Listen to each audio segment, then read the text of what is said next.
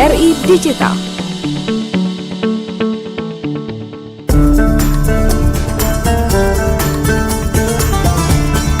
Untuk menambah khazanah wawasan Anda dalam agama Islam, segera Anda ikuti Mutiara Pagi.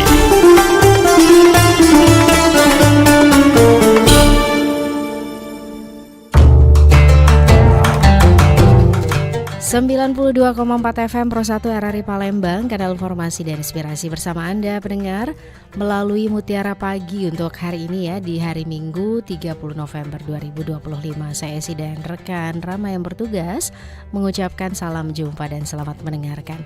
Pendengar, Allah mengajak kita untuk membaca dan melihat semua ciptanya dengan penuh rasa kagum. Nah, tema yang kami hadirkan di pagi hari ini seputar Iqra, bacalah alam semesta, bersama dengan Ustadz Haji Abdul Haris LCM Hum yang saat ini sudah tersambung via telepon bersama kami. Langsung saja isi sapa ya. Assalamualaikum Ustadz. Waalaikumsalam warahmatullahi wabarakatuh. Kabarnya gimana Ustadz? Alhamdulillah sehat. Sehat. Baik, terima kasih waktunya Ustadz ya. Di minggu pagi ini kita mengajak pendengar juga untuk bergabung nanti melalui line telepon di 0711369977 atau juga bisa bergabung via WA di 082179279090. Dan Mutiara Pagi ini juga kita tampilkan via kanal YouTube Pro 1 RRI Palembang. Juga bisa didengarkan via RRI Digital di App Store dan juga Play Store. Sebelum kita berikan kesempatan pendengar untuk bergabung, berkenan Ustadz untuk menyampaikan pengantar materi kita di pagi hari ini, Iqra, bacalah alam semesta. Silakan Ustadz. Ya. A'udzubillahi minasyaitonirrajim. Bismillahirrahmanirrahim. Assalamualaikum warahmatullahi wabarakatuh. Alhamdulillahi rabbil alamin. Wassalatu wassalamu ala asyrafil anbiya'i wal mursalin wa ala alihi wa ashabihi ajma'in. Amma ba'du. Baiklah, saudara-saudaraku, bapak-bapak, ibu-ibu, pendengar setia RRI Palembang. Semoga hari ini kita diberi kesempatan oleh Allah dari hidup yang telah diberikan berupa perbuatan-perbuatan baik dan segala niat-niat yang baik. Baiklah, hari ini bagian saya ingin menyampaikan tentang Iqra, bacalah alam semesta. Yang pertama, apa maksud dari tema? Maksud dari tema adalah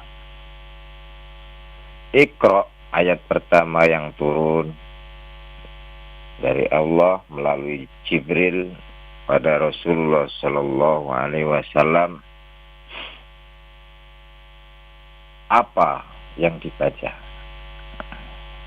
Karena selama ini kita hanya menganggap, dalam persepsi kita, kebanyakan menganggap itu hanyalah baca, dan yang terpikir adalah tulisan. Dan kita pun menganggap tulisan itu semua yang berupa tulisan, berupa huruf-huruf,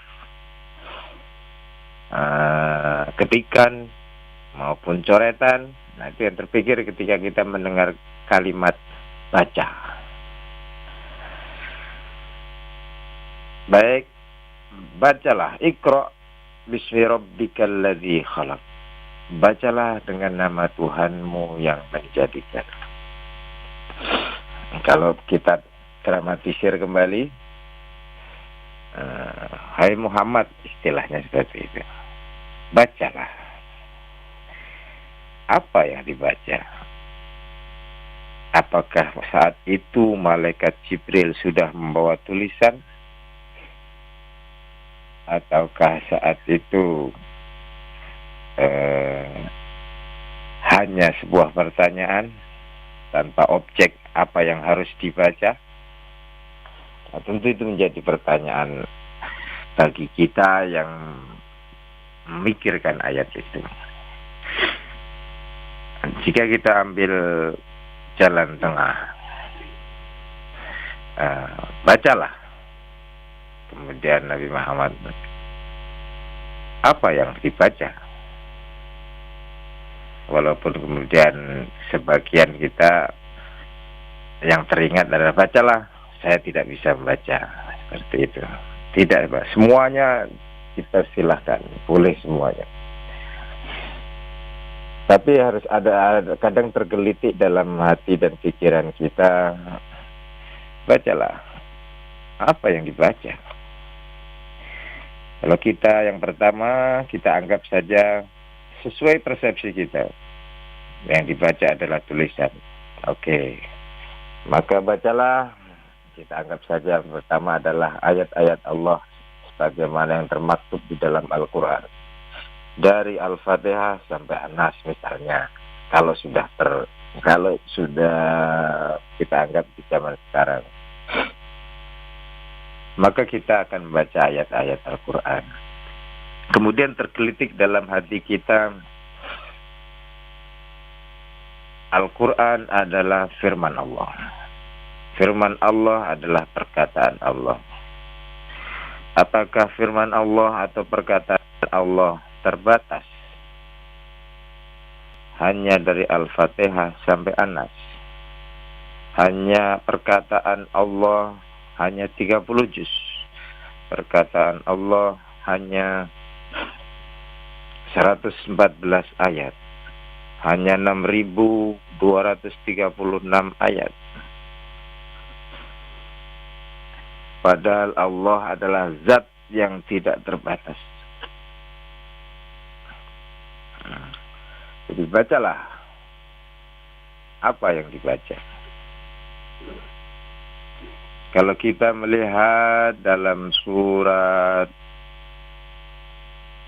Al-Kahfi ayat 109,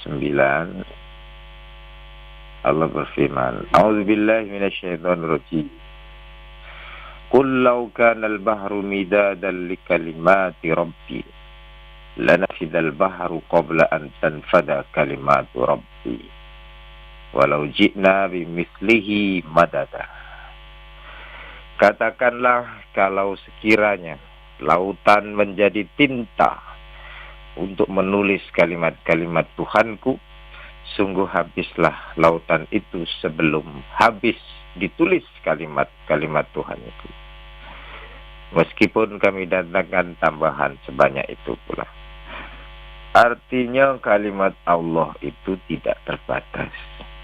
Seandainya laut jadi tinta untuk menulis kalimat-kalimat Allah, akan habislah tinta itu sebelum selesai ditulis kalimat-kalimat Allah. Artinya kalimat Allah unlimited, tidak terbatas. Tidak bisa kita batasi hanya 30 juz. Maka bisa kita ambil mungkin pendapat bahwa bisa jadi kalimat Allah yang 30 juz itu adalah 30 juz, tetapi dia mengandung banyak juz-juz lain di balik kalimat itu. Bisa dari maknanya, bisa dari makna tersiratnya. Artinya yang pertama, kita tidak membatasi kalimat Allah sebagaimana mungkin yang terpikir. Bisa jadi satu ayat menurut suatu penafsir ini artinya ini, mungkin penafsir lain mengatakan maksudnya itu. Kita tidak bisa membatasi hanya dalam satu pemaknaan yang itu saja. Itu yang pertama. Yang kedua, berarti apa yang tidak terbatas? Maka yang tidak terbatas ada kalimat yang kedua. Kalau yang pertama adalah teks Al-Quran atau wahyu qauliyah, perkataan Allah yang qauliyah berupa perkataan. Yang kedua ada firman Allah, kalimat Allah yang berupa kauniyah, ya ini alam semesta. Jadi kalau kita mendengar kalimat bacalah, Iqra, maka tidak harus semua berbentuk tulisan. Bacalah, apa yang dibaca? Apapun yang bisa kita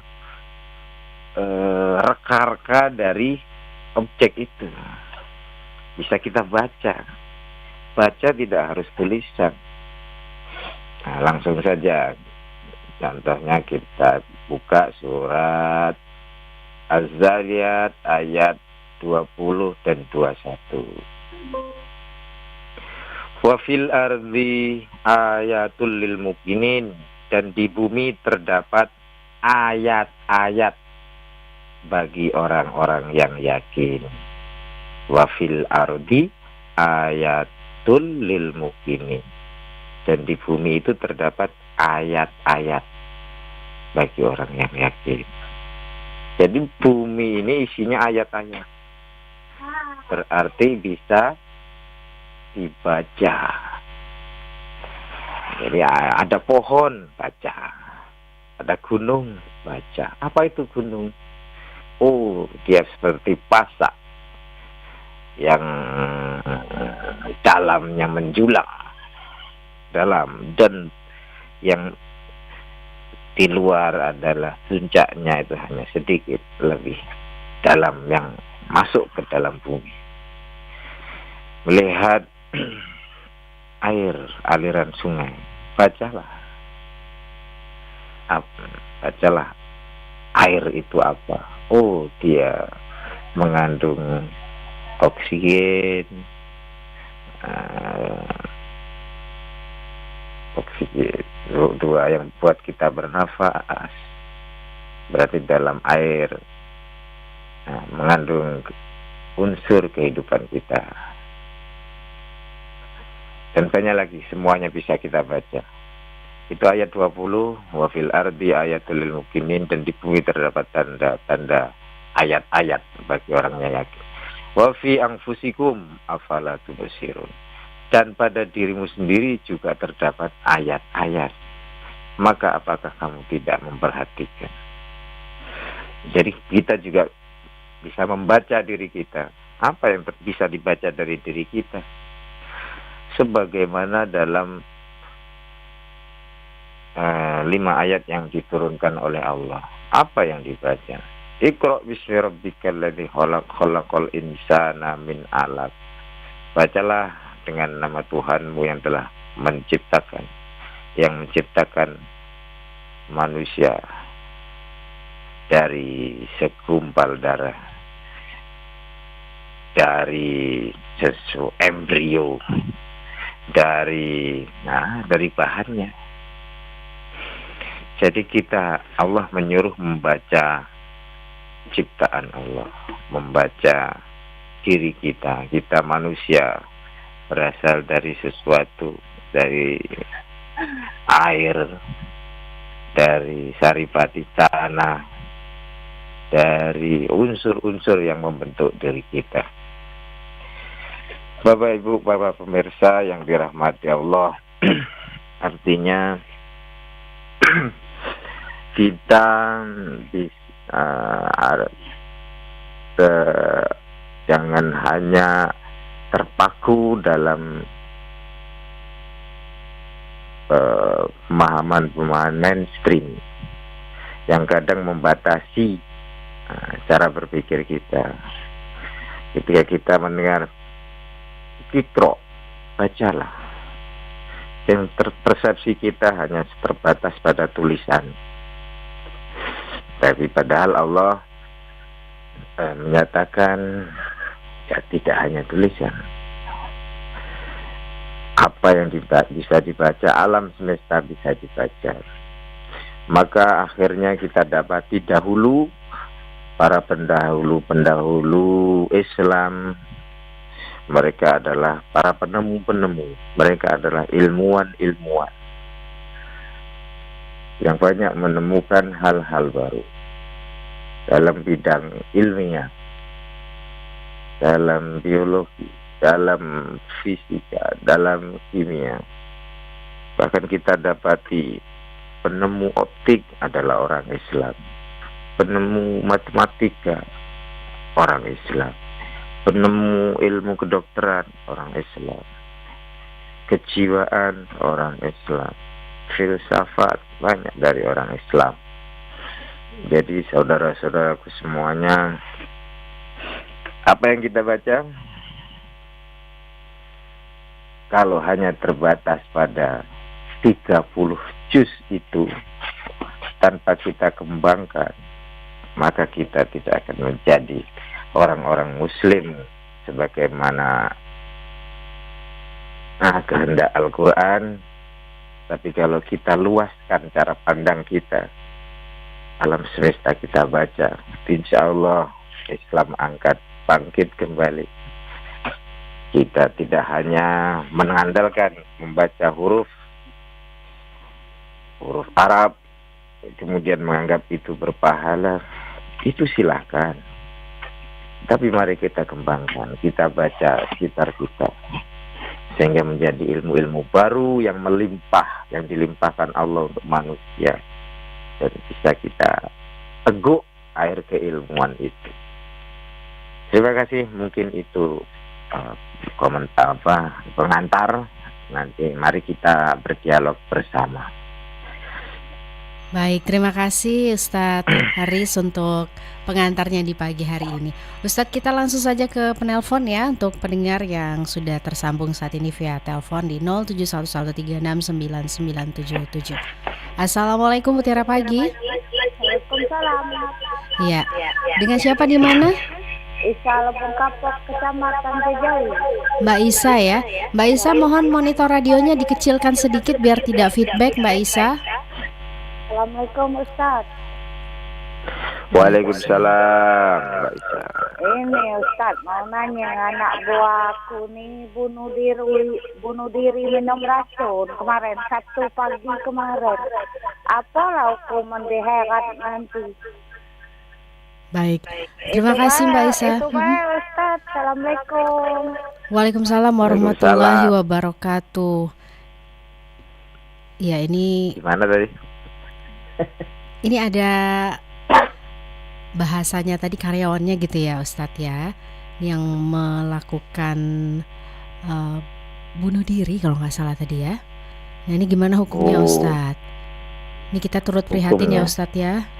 Iya.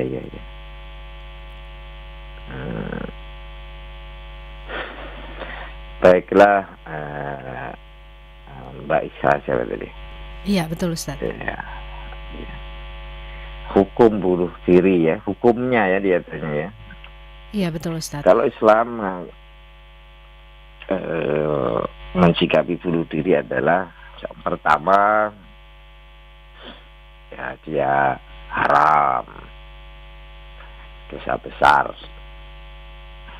Jadi membunuh, namanya membunuh, ya. Seluruhnya dosa besar. Nah, baik membunuh orang lain atau diri sendiri, dia sama-sama membunuh sebenarnya. Maka dia adalah pembunuh. Dosanya ya dosa membunuh. Wala taqtulu anfusakum, dan janganlah kamu membunuh dirimu. Sesungguhnya Allah Maha Penyayang kepadamu. Jadi satu, dia membunuh, dan membunuh diri itu diiringi kalimat sesungguhnya Allah Maha Penyayang padamu. Berarti kita sudah menolak kasih sayang Allah.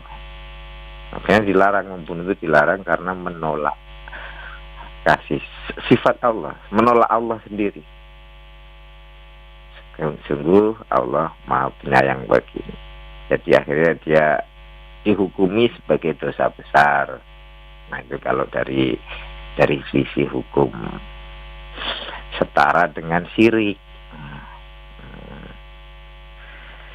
Nah itu dosa membunuh. Tapi dalam Al-Quran juga ada membunuh yang hak, ya. membunuh yang hak itu membunuh orang lain yang hak yang dibenarkan itu cuma dalam peperangan. Enggak boleh nian membunuh itu, membunuh diri, membunuh orang lain itu tidak boleh, kecuali yang hak, yaitu dalam perangan membela diri, itu baru boleh. Maka jangan kita anggap orang yang membunuh orang lain atas nama agama tapi bukan yang hak, hanya mengatasnamakan agama, tidak dalam kondisi perang maksudnya, haram, dosa besar. Walaupun waktu dia kita ambil contoh umpamanya pembunuh diri teroris, dia membunuh orang lain banyak, tapi tidak dalam keadaan perang,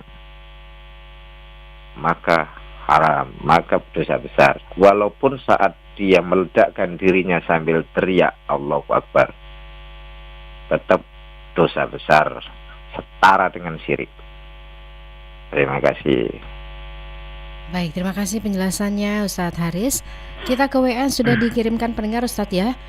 Ini dari pendengar kita yang ada di Semendo, ada Yayan. Assalamualaikum warahmatullahi wabarakatuh. Selamat pagi Mbak Esi dan juga Pak Ustadz. Semoga diberikan kesehatan, amin ya. Ini pertanyaannya di luar tema nih Ustadz. Mohon maaf katanya. Pertanyaannya, apakah sah ketika wudhu tidak melepas jam tangan? Mohon pencerahannya Ustadz. Iya. Ya, jam tangannya afdal dilepas. Ya. Memang mungkin begini,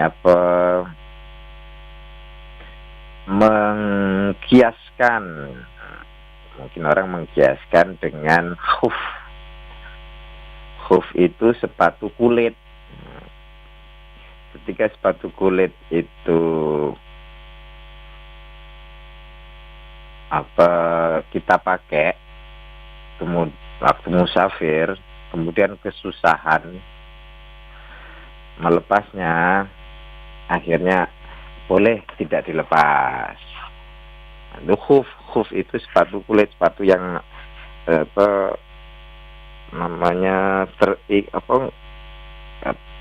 menutupi mata kaki, agak panjang gitu, jadi agak rapat.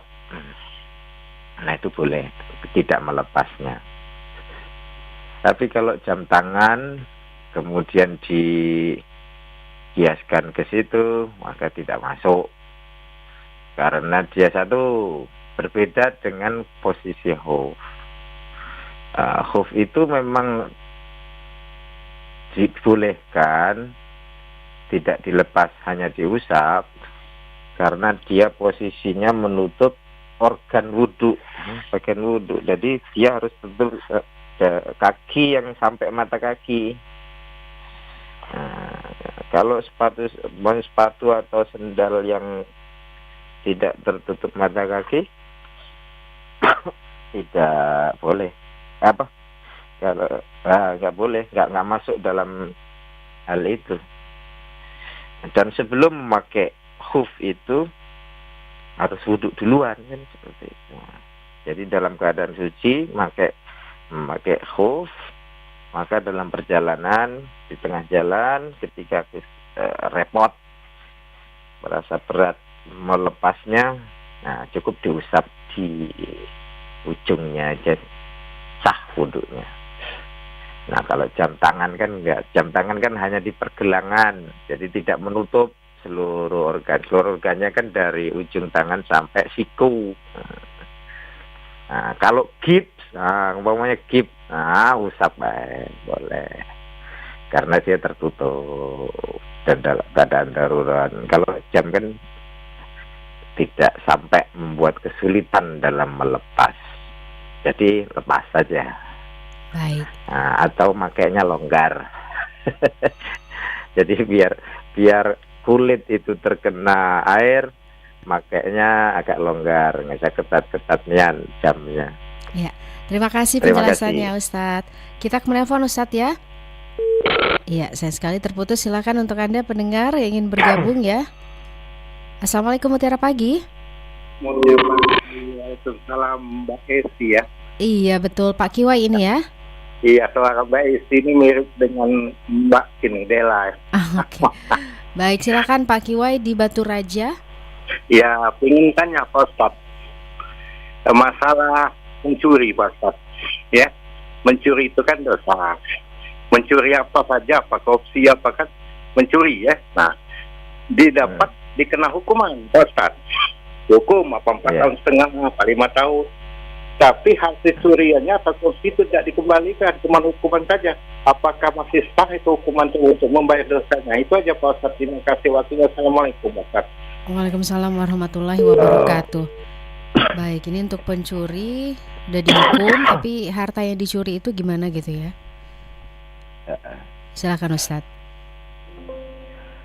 A'udzubillahi minasyaitonirrajim. Wasariqatu faqta'u aydiyahuma. Laki-laki yang mencuri dan perempuan yang mencuri, potonglah tangan keduanya sebagai balasan bagi yang mereka kerjakan, sebagai sisaan dari Allah. Kita menganggap ayat ini kadang ayat terkejam seluruh dunia. Laki-laki mencuri, perempuan mencuri, potong tangannya. Padahal faktau aidiyahuma tidak harus potong dalam artian memisahkan. Jadi memisahkan, motong terpisah. Enggak, dalam bahasa Arab faktau, potong tangannya itu bisa jadi tahan tangannya, bisa jadi putus kemampuan tangannya. Nah, jadi di penjara boleh, tidak harus dipotong tangan. Itu yang pertama, hukuman mencuri. Yang kedua, dari ayat itu, laki-laki yang mencuri, perempuan yang mencuri, potonglah kedua tangannya. Itu dalam artian hukuman maksimal. Kita kalau hakim kalau membacakan putusan hukum itu kan pasti kan pakai ada maksimal. Umpamanya membunuh. Nah, dia membunuh berencana, hukuman maksimal 20 tahun. Maksimal 20 tahun. Atau maksimal seumur hidup. Maksimal mati. Nah, pencuri itu maksimal potong tangan. Kalaupun diartikan secara zahir dipotong tangannya beneran. Tidak boleh melebihi itu. Jadi kalau ada orang mencuri nggak boleh dihukum dibunuh, itu nggak boleh. Hukumnya eksekusi dibunuh, nggak boleh lah. Orang cuma mencuri kok. Mencuri itu maksimal potong tangan. Nggak boleh potong kaki juga. Nggak boleh digebukin, nggak boleh dibakar. Itu melebihi batas. Maksimal potong tangan. Di bawahnya boleh. Di bawah maksimal. Dia mencuri, maka maksimal potong tangan. Tapi hakim memutuskan dia dipenjara 1 tahun, 2 tahun, 3 tahun, terserah hakim. Pertanyaannya bagaimana kalau barang yang dicuri dikembalikan? Jika belum sampai pada mahkamah hakim dan tidak sampai menjadi dakwaan, boleh baliin, nggak kena hukuman dia. Tapi ketika sampai ke hakim yang memutuskan. Nah, mana ditanya motifnya kan, mengapa kamu kembalikan? Ya karena ketahuan, baru dikembalikan. Atau kenapa kamu kembalikan? Saya di tengah jalan tobat Pak Hakim, saya menyesal, saya kembalikan. Nah kan beda, motifnya beda, dia mengembalikan berbeda. Keputusan di tangan hakim. Tapi kalau di mata Allah, pasti tobatnya diterima, mengembalikan itu. Faman taba min ba'di dzulmihi, maka barang siapa bertaubat di antara pencuri-pencuri itu sesudah melakukan kejahatan, wa aslaha, dan memperbaiki diri, fa innallaha yatubu alaih, maka sesungguhnya Allah menerima taubatnya. Innallaha ghafurur rahim, sesungguhnya Allah Maha Pengampun lagi Maha Penyayang. Terima kasih. Baik, kita ke WA lagi ya Ustadz ya, dari pendengar yang ada di Sungai Lais. Ada Dodong di sana. Assalamualaikum. Waalaikumsalam ya. Mau tanya bacaan Asmaul Husna untuk hari Minggu, amalannya apa, bacaannya Ustadz? Oh ya, bacaan Asmaul Husna hari Minggu bebas Pak, bebas, tidak ada kaidah atau panduan khusus.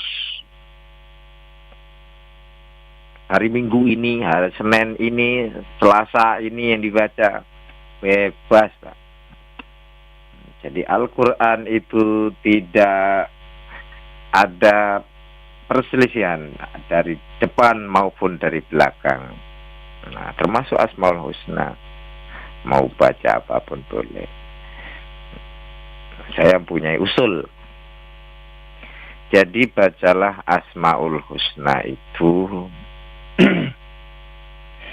sebagaimana suasana hati, sebagaimana niat mungkin yang kita inginkan, hajat yang kita inginkan. Umpamanya kita ingin ke lapangan atau posisi sedang lapang, dua-duanya mirip itu. Posisi sedang lapang atau ingin ke lapangan, baca Al-Fatah mungkin. Ya Fatah, wahai zat yang melapangkan. Jadi, kalau kita posisi lapang artinya bersyukur. Ya Fatah, ya zat yang maha lapang, terima kasih, saya lapang. Atau dalam posisi kita lagi kesempitan, sama, ya Fatah, wahai zat yang maha lapang, yang melapangkan, berilah aku kelapangan, ya Fatah. Jadi bukan berdasar hari, tidak ada membaca seperti itu sesuai harinya, itu nggak ada, itu sama sekali nggak ada. Terima kasih. Baik, terima kasih pencerahannya Ustadz Haris. Ini kita undang kembali penelpon yang bergabung ya. Assalamualaikum, Mutiara Pagi. Waalaikumsalam Mbak Edi. Iya, dengan Bapak? Dengan Pak Adi di Sukarami. Pak Adi di Sukarami. Silakan Pak Adi. Ya, Assalamualaikum Ustaz. Waalaikumsalam warahmatullah. Ini Pak Ustaz, sekarang dengan kemajuan ilmu pengetahuan. Ya Pak Adi, monitor radionya boleh dikecilkan sedikit biar lebih jelas suaranya Pak Adi. Oh iya. Iya, supaya nggak feedback ya. Ya. Baik. Assalamualaikum Pak Ustaz. Waalaikumsalam. Ya. Ini Silakan, Pak Ustaz. Dengan kemajuan ilmu pengetahuan dan teknologi ini Pak Ustaz ya. Banyak berita-berita yang menjerumus ya. Ini kan Pak Zolim, contohnya berita-berita hoax itu Pak Ustaz. Nah, bagaimana hukumnya di mata agama itu? Apa berdosa apa tidak Pak Ustaz itu? Iya, itu saja Pak. Iya. Jadi kita ulang sebentar ya Pak Adi ya. Jadi dengan adanya kemajuan teknologi saat ini, bagaimana dengan banyaknya pemberitaan seperti itu ya? Ada hoax juga benar. Ya. Iya. Oke. Terima kasih Mbak Esi ya. Assalamualaikum warahmatullahi wabarakatuh. Waalaikumsalam warahmatullahi wabarakatuh. Terima kasih Pak Adi ada di Sukarami. Silakan Ustaz Haris. Itu sempat semalam sebelum tidur itu saya terbayang itu. Dan perhatikan itu, setiap hari berita kita itu banyak sekali kebohongan. Semua dasar hidup seakan-akan semuanya berdasar pada prasangka. orang berprasangka ke orang lain seperti ini, seperti itu. Yang lain pun seperti itu. Semuanya berdasar pada prasangka. Mau itu benar atau salah kita nggak tahu, namanya prasangka. Pihak A menuduh B begini, B menuduh begitu, merasa begini. Semuanya seperti itu. Kita tidak tahu mana yang benar, mana yang salah. Tapi yang bisa kita ambil apa ya? Oh, ngapa kehidupan sekarang seperti itu? Itulah yang disebut dengan dajjal. Dajjal itu artinya pendusta. Kita kalau kecil dulu itu kan sering. Nanti di akhir zaman kita akan ketemu namanya dajjal. Nah, dia kalau dajjal mengatakan surga, maka itu adalah neraka. Jika dajjal mengatakan neraka, itu adalah surga. Kebalik-balik. Kita tidak mengatakan bahwa sekarang akan dekat hari kiamat. Tetapi seperti itulah suasananya. Suasana adalah banyak sekali dusta-dusta yang bertebaran. Maka mari kita semuanya, saudara-saudaraku umat Islam khususnya, jangan kita dikendalikan oleh dusta-dusta itu. Kita balikkan pondasi kita adalah Al-Quran. Mengapa? Karena Al-Quran tidak ada persangkaan sedikit pun di dalamnya. La raiba fi, tidak ada keraguan di dalamnya. Ini sebenarnya mengingatkan kita kan, kalau kita melihat suasana sekarang, banyak sekali orang bersengketa, orang berpolitik, orang berstrategi dengan kebohongan-kebohongan semuanya. Bohong ini, bohong itu, bohong itu, dusta ini, dusta. Dan banyak sekali umatnya, banyak sekali pengikutnya. Pengikutnya yaitu pengikut Dajjal A dan Dajjal B, sama-sama pendusta. Kita anggap aja dua-duanya seperti itu. Kenapa? Ya karena banyak semuanya berstrategi, berhilah, berpolitik yang semuanya mempunyai umat masing-masing. Hidupnya penuh dengan prasangka, bukan kebenaran. Kalau kita buka surat Yunus, bahwa kebenaran itu berbeda dengan persangkaan. Kalau kita dikendalikan, hidup kita dikendalikan kebenaran, maka itu Al-Quran. Jika sebaliknya kita dikendalikan oleh persangkaan, maka pedoman kita saat itu bukanlah Al-Quran. Nah, saya bacakan ya, surat Yunus ayat 36. Wa ma yattabi'u aktsaruhum illa dhanna. Dan kebanyakan mereka tidak mengikuti kecuali persangkaan saja. Ya, enggak ada yang tahu mana yang benar, mana yang salah. Hidupnya berprasangka. Kemudian sudah marah-marah, menyimpulkan begini, menyimpulkan begitu, menuduh begini, menuduh begitu. Persangkaan semuanya. Inna dhanna la yughni minal haqqi syai'an. Sesungguhnya persangkaan itu tidak sedikit pun berguna untuk mencapai kebenaran. Namanya kebenaran itu memang pondasinya harus benar. Tidak ada kebenaran kok berdasar persangkaan. Mana ada hakim memutuskan perkara kemudian, baiklah saya putuskan sesuai prasangka. Nggak bisa. Harus berdasarkan kebenaran. Mana dalil-dalil hukumnya, bukti-bukti, fakta-faktanya. Nah, itulah baru diputuskan kebenaran. Kita itu hakim dalam diri kita sendiri. Mau berbuat sesuatu itu kita hakimnya diri kita sendiri. Kita mau melakukan apa? A, B, C, D. Hakim kita. Benar apa salah? Baik. Persangkaan apa kebenaran? Hanya kita yang tahu. Maka kita berbuat apapun berdasarkan kebenaran, bukan persangkaan. Baik perbuatan zahir kita maupun perbuatan batin kita. Nah, itu fenomena sekarang, Pak.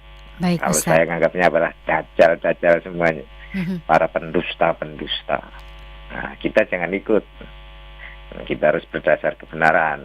Kita yakin kalau yang kita kerjakan adalah sesuatu yang surgawi, yakin itu kebenaran.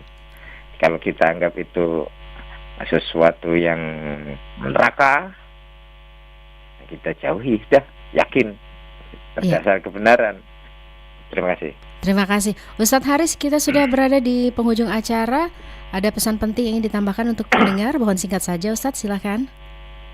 Terima kasih. Baiklah para pemirsa, sesuai dari tema kita hari ini, bacalah. Apa yang dibaca? Semua ciptaan Allah. Mari kita baca tanpa batas, sesuai kemampuan kita. Bahasanya, kalau kita memandang ke pucuk, kita lihat angkasa yang tak terbatas. Baca, teliti, analisa apa yang ada di atas. Kemudian kalau kita melihat ke dalam, maka kita melihat sesuatu yang sangat kecil dan semakin kecil, dalam sekali. Seperti dunia kuantum. Baca, teliti, analisa. Insya Allah akan membuka anugerah keilmu pengetahuannya. Terima kasih. Terima kasih Ustadz Abdul Haris untuk pencerahannya di pagi hari ini. Sukses terus, salam hangat buat keluarga tercinta Ustadz ya. Amin ya, terima kasih. Assalamualaikum Ustadz. Waalaikumsalam warahmatullahi wabarakatuh. Ya, pendengar, demikian Mutiara Pagi untuk kesempatan pagi hari ini ya. Tadi kita sudah bersama dengan Ustadz Haji Abdul Haris LCM Hum, Pokjalu Provinsi Sumatera Selatan untuk Mutiara Pagi.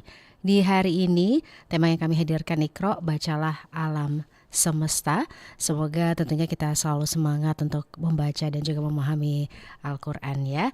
Dan hingga di sini kebersamaan Esi juga rekan Rama di Mutiara Pagi untuk hari ini. Tetap terus bersama kami pendengar di 92,4 FM Pro 1 RRI Palembang, kanal informasi dan inspirasi. Tepat pada pukul 6 kami juga akan menghadirkan berita sepekan, rangkuman berita pilihan yang terjadi selama sepekan.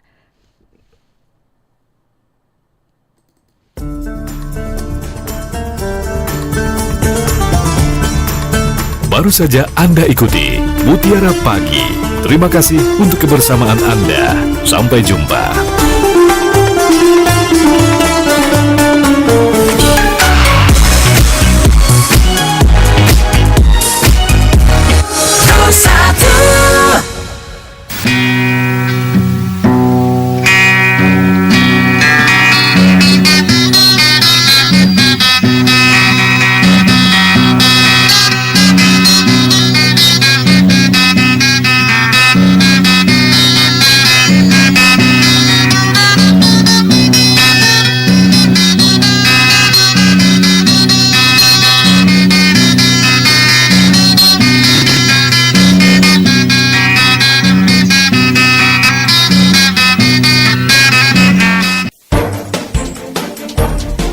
Rangkuman berita pilihan kami rangkum dalam Berita Sepekan.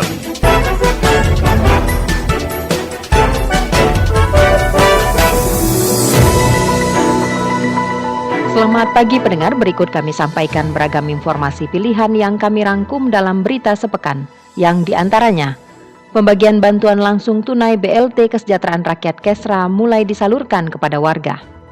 Cuaca ekstrim berupa hujan deras disertai angin kencang menyebabkan sebagian atap pasar 16 Ilir ambruk. Bersama saya Agrani Sihombing, inilah Berita Sepekan selengkapnya.